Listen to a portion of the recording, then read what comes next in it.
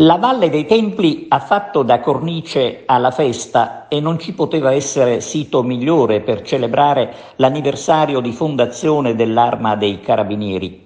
Nel nostro servizio di apertura abbiamo raccontato i momenti salienti della manifestazione. Qui vogliamo soffermarci sul discorso del colonnello Nicola De Tullio. Concludendo il suo intervento, il comandante provinciale si è rivolto a tutti i militari del comando provinciale, ringraziandoli per l'impegno profuso in una quotidianità che diviene sempre più complessa.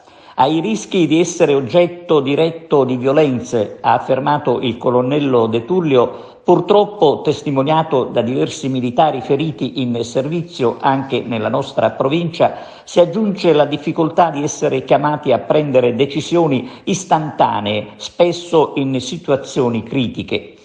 Il discorso del comandante provinciale di Agrigento ci riporta ad un episodio, uno dei tanti, e lo vediamo nelle immagini, in cui una pattuglia dell'Arma, intervenuta su richiesta dei cittadini, viene aggredita da un gruppo di delinquenti, tutti minorenni. Ed è il sindaco di Vieste, in provincia di Foggia, Giuseppe Nicoletti, che, condannando l'accaduto, ha lanciato una proposta che sicuramente farà discutere, ed è proprio quello che si vuole.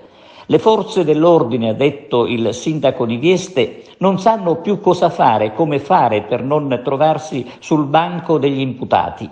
Al punto in cui si è arrivati in Italia, qualcosa certo bisognerà farla, e una proposta arriva proprio dal sindaco di Vieste. Una proposta curiosa, senza dubbio, ma che dice tutto. Con le pattuglie, questa è la proposta, dovrebbe uscire un magistrato, il quale si assume la responsabilità di ordinare come agire per evitare processi per uso eccessivo della forza.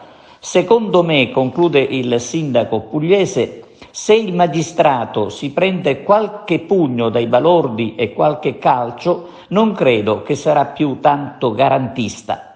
Inutile aggiungere che i carabinieri del filmato sono finiti al pronto soccorso. Molta gente non sa o non vuol sapere cosa succede realmente per le nostre strade e cosa sono costretti a subire tutti i giorni carabinieri ed agenti. Certo, la ricetta del sindaco foggiano è una provocazione, ma è chiaro che qualcosa bisogna farla per mettere al riparo dai balordi di ogni tipo gli uomini e le donne in divisa.